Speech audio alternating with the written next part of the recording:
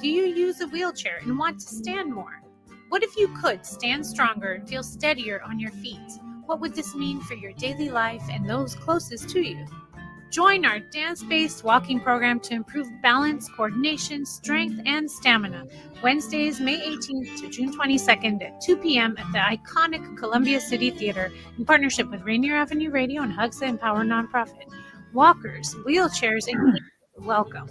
If you can stand and bear weight for even just 5 seconds, come dance to walk with Tango Stride. All lovers, check out the Quiet Storm Dedication Show with Sergio LaCour on Love Lines. Thursdays, 9 p.m. Pacific on Rainier Avenue Radio.world. I love the music. This is Brenda Charles Edwards, host of Seniors Matter. Join me every week to get information on activities and issues that impact the lives of older adults and their families. That's Seniors Matter every week on Rainier Avenue Radio. We got the feeling now. R&B, soul, funk, 50s, 60s, 70s, 80s. We give you all that and more on Star Time. Join me, Paul Pearson, for a 2-hour trip through the history of R&B. A new episode every week on Wednesday at 2 p.m. Come and get the feeling on Star Time on Rainier Avenue Radio.world. My name is Josephine, and I live in Renton, Washington. Even after getting COVID in 2020, I still did not want to have anything to do with the vaccination. There was much fear in the African American community. Before you do anything, pray. And make sure that you're praying to get the answer and not praying to get your answer. Reconsider, asking yourself why you are hesitant about getting it. To learn more, please visit weconsiderwa.org. Would you like to see when your favorite Rainier Avenue Radio show comes on? Check out our show schedule, updated weekly at rainieravenue.world. Welcome to Real Estate and Money, a half-hour program on Rainier Avenue Radio.world designed to help you whether you're a buyer, seller, investor, or renter in real estate. Your hosts are two local professionals who will escort you on your journey. Violeta, Strash, who has years of media advertising and marketing experience and brings this extensive knowledge to John L. Scott Real Estate and all our clients. And Tina Lombard, who is a mortgage loan originator with Guaranteed Rate Affinity, with over 28 years of experience. And now here's Violeta and Tina. Hello. Hello, everyone. Okay. Oh, I love your hair and the yellow. Yes. So we can kick off the yellow in the backdrop there. Yes. How's everybody doing? Thank you for joining us today on Real Estate and Money. And before we get started, my name is Tina Lombard. I'm with Guaranteed Rate Affinity, and I am with Violeta Strash with John L. Scott, Kent North. Yes, and we want to welcome you. This is our 100th episode. Oh, 100. Oh, my gosh. So, seems like it was just yesterday. Yes. A lot. Yes, just yesterday. A lot of. I know. Just yesterday, we started talking about feng shui. Yeah. Didn't we start during COVID? No. Oh. Yeah. 2 years ago. Yeah. So yes, we did. Yes, Daniel. Yes, we did. And we had nothing else to do. So we've got to do the show. Let's just do a show. Anyways, yes, we want to talk to you today. We're going to be stay tuned after we have our market update, and we're talking a little bit about interest rates, mortgage interest rates. We're going to talk to you about assisted living, elderly care, and actually some homes with mother-in-law attachments to them. So if you're looking for something that's a little bit wider than just your nuclear family, you want to stay tuned. Yes. Okay. We ready? Yes. Mm-hmm. All right. We are talking about our market update right now, starting with King County. Active listings in the past week, we have 836. That's so much more than I usually talk about, isn't it? Yes. We've sold 553 homes at an average price of $1,244,000. Last year in King County, we were selling at an average of $1,114,000. That's a 12% increase. And as far as days on the market from year to year, last April, we sold in a matter of 22 days. And this year it went down to 15 days. So 1 week less than what it was last year. Now we're going to look at percent of the list price. How much of these homes go over asking price? In King County, last year, 2.4% over asking price, and this year 6.3% over asking price, and that's a 4% increase. And then I have for Pierce County, 370 active homes, 296 were sold last week at an average price of $646,000 versus $582,000 in 2021, which is an 11% increase. Days on the market, 23 last year. This year, we're looking at 16 days on the market. That's a week less than it was last year. Percent out to the list price, 2.2% over list price. And then last year, 3.4% this year. That's a 1% increase only in Pierce County. Last but not least, we've got Snohomish County with 372 active listings, 245 homes sold last week at an average price of $906,000 versus $788,000 last year, which shows up as a 15% increase. And days on the market, 20 last April and this past April, 13. So that's, again, a week less than last year. And then how much more over list price? We're looking at 2.6% last year and then 6.1% this year, 3% increase there. So I know it looks like you still are very active out there.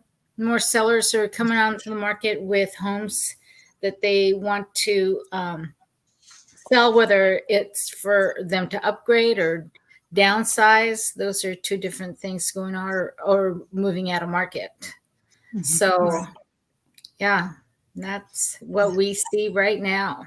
Mm-hmm. Yes, great. So it's really something because, even though the interest rates are kind of higher than they were several months ago, still appreciation has not slowed down. So we're going to go ahead and look at the interest rates right now. And thank you so much, Daniel. You see the 30-year fixed rate is at 5.19. So it just came back ever so slightly. 20-year fixed, 4.8, 15-year, 4.2. If you go down to the 7-year, the 5-year, and the 3-year ARMs, which are adjustable rates, you see they are lower. So this is where the world needs to be. Usually an adjustable rate mortgage is a lot lower than the 30-year fixed. In the last 2 or 3 years, the 30-year fixed actually was so low, it didn't make sense to do ARMs. Well, now because the rates are starting to hover and they're starting to stick right around the 5% area, the 7-year, the 5-year, and the 3-year are becoming more valuable or more of a thing right now. So if you do not qualify for a 30-year fix or what have you, and if you don't want to make the payments of a 30-year fix, you certainly could take a 3-1 ARM or 5-1 ARM now, and the interest rates would be a lot lower. So if you'll scroll down just a little bit, Daniel, there should be a graph on there, a chart. Thank you, right there.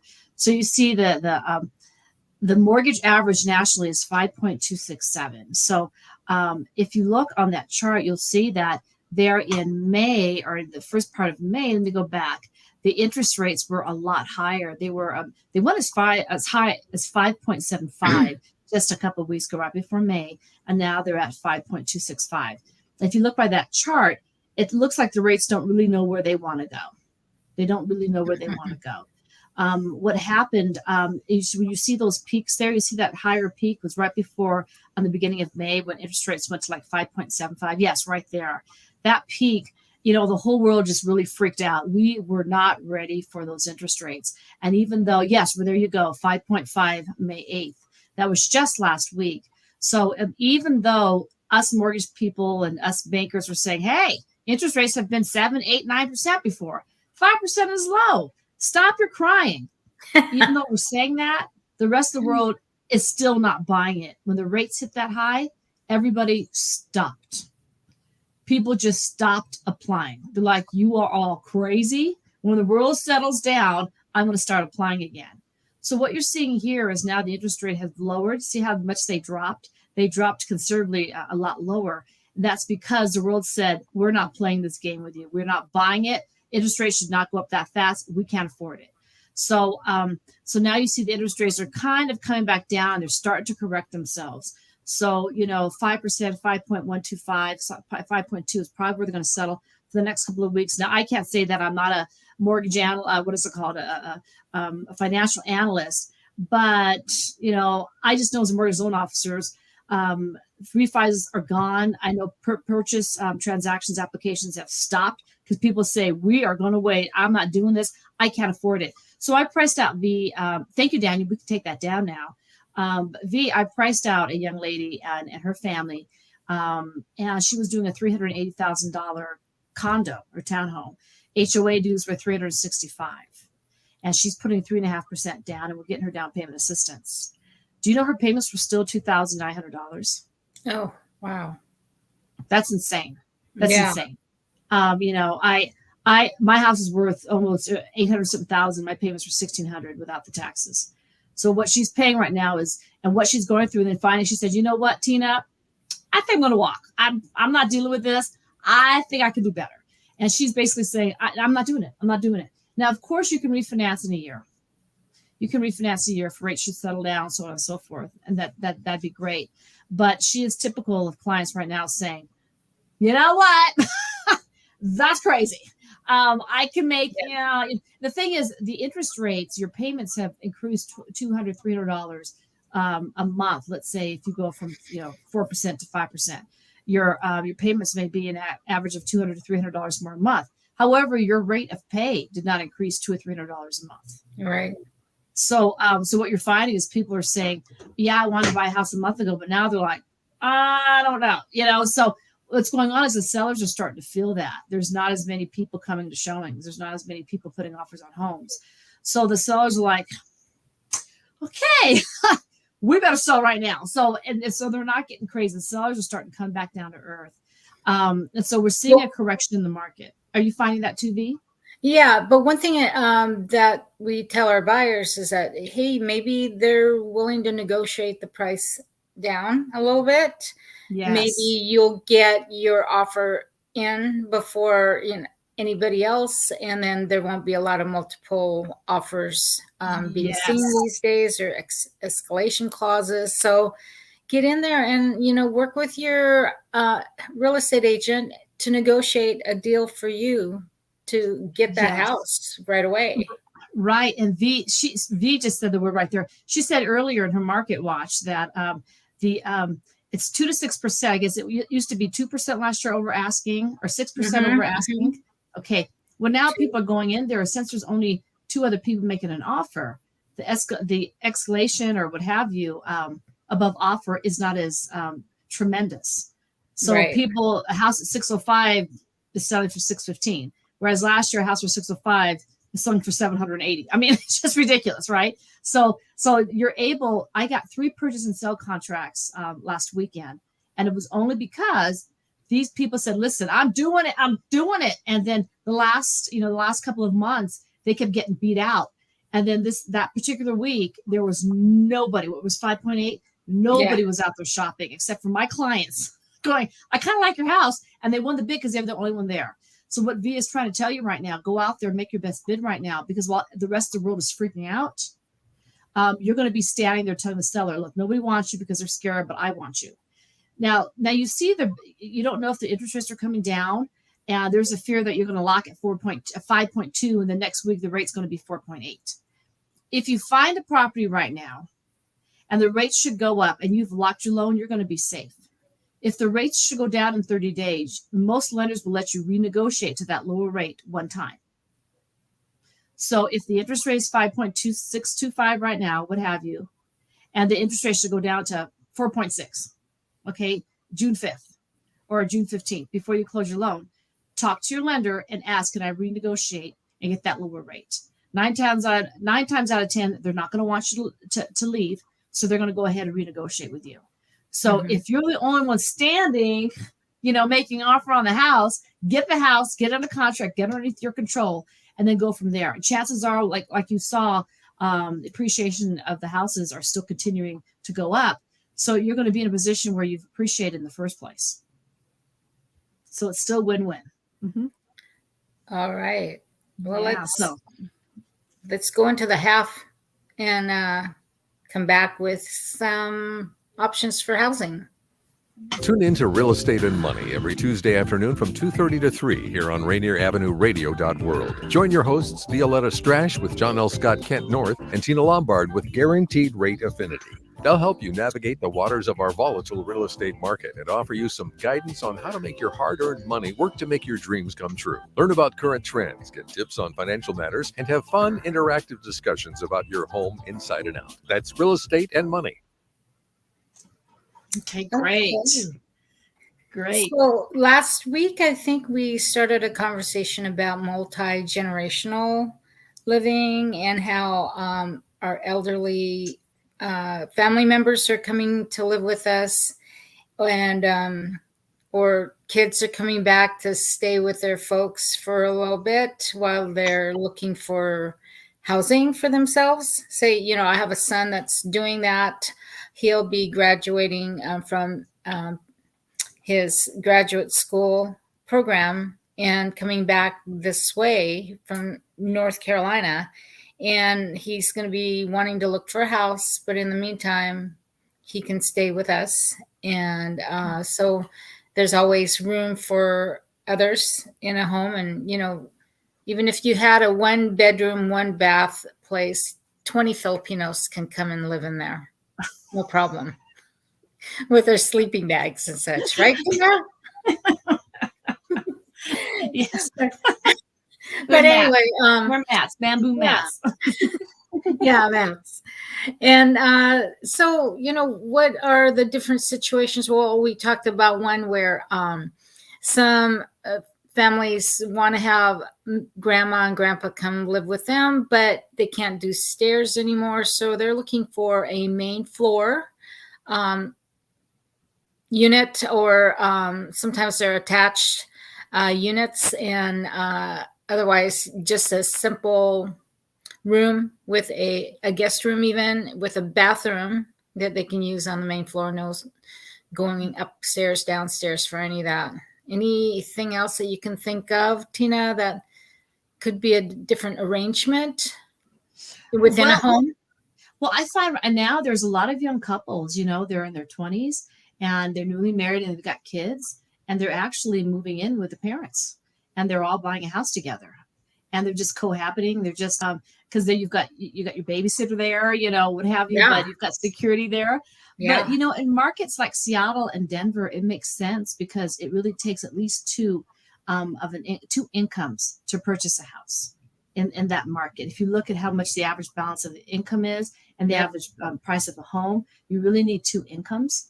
And so what I'm finding is we're finding that there's a mother that's having a kid, and then the father, and then you'll have the mother-in-law or somebody that's also in the house, so that they can all three watch the grandkid and cohabitate and share the costs. So we're finding that.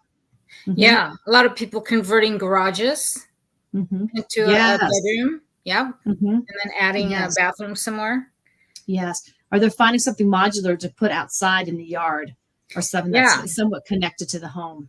Exactly, and that's what I've got pictures of today. Okay, so let's do it.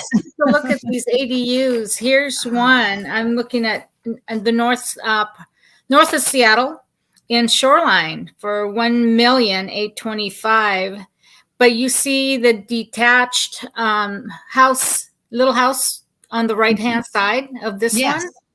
And that can be a home office or a studio bedroom, kitchenette with a 3/4 bath in there as well. Wow. What's on the next picture is another one of the same. So here's the inside of that home. It's just gorgeous. That little ADU, the accessory dwelling unit, is what ADU stands for. Perfect. So, one, you can use that for a family member. You can use it as for your kids, hanging out, rental income, for example. So here's another one in Enumclaw this time, south of the city, for $499,950. That's not too bad. Studio with bed and bath, or you can use it as an Airbnb. This is a primary home. Daniel, next slide will show the inside of the ADU on site. Isn't that nice? That's nice. Yeah, the front with the front door over there, and then you see a bathroom. Fairly nice, decent construction. And then the third set here is in North Bend. Look at this sprawling place. But for $1,400,000, you can get an ADU, which is, Daniel, next slide.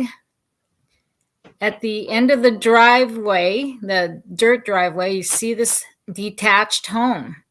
And inside the house, kind of looks a little rustic, but there's one bedroom there with 1,045 square foot cabin-like structure. Wow. So totally away from everybody. It's a cute little home. There are other pictures that showed how nice it was done. And then on the west side of Seattle, Burien, you can get for $1,300,000. There is a detached accessory dwelling unit. Next slide, Daniel. Look at the front of this home. Look at that. Yeah, there's 4 bedrooms in this detached unit. What? Oh, that's an Airbnb. Yes, I know. Yeah, it could be the custom cabinets with quartz countertops, and that deck is huge. But these are just some of the places north, south, east, west of Seattle that you can get, and some are very affordable, like that Enumclaw one, a studio or an Airbnb. Any of these could be an Airbnb, right? Yes, but you can get income one way or the other. Whether it's rental from a friend or student, for example, in the area. Isn't that gorgeous? Yeah, what you lose a little bit of is storage if you're converting the garage into an attached dwelling unit. You won't have that, but you can always put a shed, another thing outside if it's something that's attached to the home. But there are great options out there in this area in Washington. Right. And what's really nice about this is that they're easy to qualify for. I mean, the difference is just in the price. But if you're receiving rental income in any way, we certainly look at your rental income.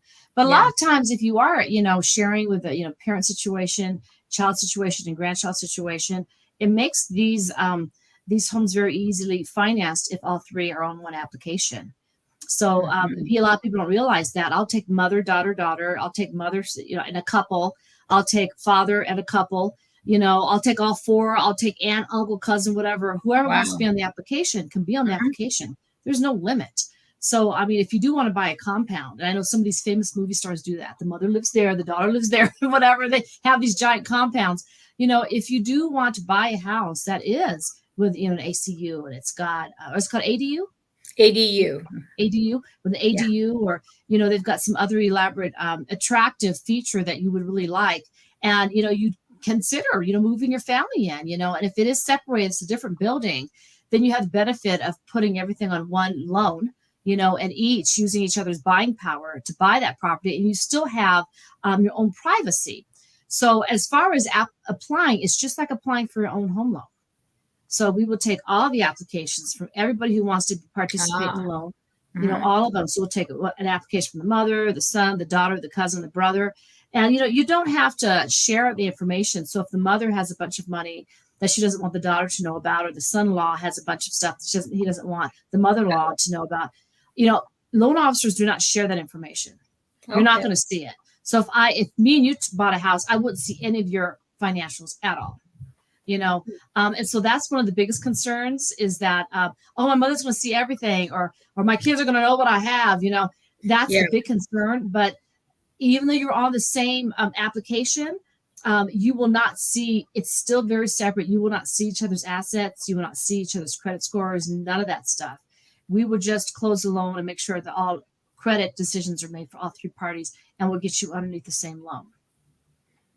Okay, so or you can one person can qualify, say the primary, say it's me and my husband would qualify for the loan, and then say his mom and dad want to come live with us in an ADU kind of thing like that, and they want to simply give us $200,000. How does that work? Show it as a gift? Yeah, we can show it as a gift. Yes, so they're family members. So we'll write it in. We'll find a way to get it to you. Absolutely. Yeah, and it would be a gift. Or if they want to be on the deed, you can request that they be on the deed, part ownership. Okay. You know, if that makes sense. Yeah, because a lot of people do that. They'll say, I don't want to be on the loan because I'm on a fixed income. I only make, $2,000 on Social Security, but I've got, $800,000 in the bank or something like that. They'll say, I'll just give you $200,000. I don't want to make monthly payments. I'll just give you that money and just let me live here. But I want to be on the house. So in that case, we do talk to title and escrow, and we make sure that they're part ownership, but that is a very, very reasonable thing to do. And also one last thing I was saying, a lot of times parents are in a house and they've been in the house for 30, 40 years, and now they're elderly, and now they no longer make $180,000 from Boeing. Now they're on a simple income, and they can't afford their house anymore. Utilities, taking care of it, the mortgage. So there are reverse taxes. There are reverse mortgages out there. Have you ever heard of a reverse mortgage? I have. Okay. Maybe you could explain to us again what that is. Yes. So I'm not, I am licensed to do residential mortgages. A reverse mortgage is a specialty, and I refer that out a lot. But it's where a person actually stays in their house, and the bank does a loan, but the bank actually pays them. They pay them interest on the house to live there. Okay, so it's a reverse mortgage. So they don't have to pay anything, right? Pay anything. Okay. Yeah. So the house still gains equity, so on and so forth. It still gains equity, and that is a good compromise for somebody where the parent does not want to leave the house, but they don't have the income to make that monthly payment anymore. So give me a call if you want to find out how to contact somebody about that. But that's a good situation. But if your parent is in a home and they're like, I'm out of here, I can't cook, I'm falling down, I can't take care, I can't maintain the house. What do? So you either move in with us, mom and dad, or you go to an assisted living. And that's where somebody like Violeta, the first phone call you want to make is to like Violeta and say, can we sell this property? What is the value of this property? Should we do a reverse mortgage? What's going on? Mom can't take care of herself. The house looks like the monster's house because she can't take care of it. Nobody wants to go near the house. Nobody wants to eat out of the refrigerator, because she hasn't been shopping, and, the food's been there for 3 years, stuff like that. She needs to be taken care of. So what do? Well, call a realtor, call Violeta up and find out how much the house is worth. And if she should sell it, what does it look like? And if she should she move in with you? And if she moved in with you, do you need to buy a bigger house? If she needs to go to assisted living because she can't stand you, do you have to sell the house and pay the proceeds of that house towards her assisted living? There's all these different options. So you want to call Violeta. Violeta is the first phone call you'd make before you call a loan officer. And find out what's the value of the house. What are we dealing with here? If we were to sell this house, where do we go? And then from there, if you want to take mom in, do an ADU. Use some of her income and some of what she has. If she sells that property and gives you a chunk of that money, maybe you can take your house and buy a bigger house. Maybe rent the one that you're in now or sell that, but get a bigger house that includes an ADU so you can watch mom. She can have her freedom. She can see the grandchildren, but you're not paying, thousands of dollars per month for an assisted living. So there's something they can do. So we want to encourage you, give us a call. So we can look and help you price your homes and kind of help you on that journey. Okay, we're out of time. I'm going to go wander around at the UW. The picture behind me is the UW quad with the cherry trees in bloom. I just love that place. I know it very well. Then, we will actually see you next week off-site. Tina will be interviewing a couple folks in the Filipino community, and we talk about the last part of our Asian Pacific Islander Heritage Month. Okay, so from Tina and I, thank you so much for joining us. We look forward to seeing you next week. Okay. Thank you. Bye-bye. Thanks, Danielle. You've been listening to Real Estate and Money with your hosts, Violeta Strash and Tina Lombard. For more information, call 206-717-4490. That's 206-717-4490. Go to the Rainier Avenue Radio.world website to find the real estate and money schedule, or tune into our live show every Tuesday afternoon from 2:30 to 3. We will help you find your dream home.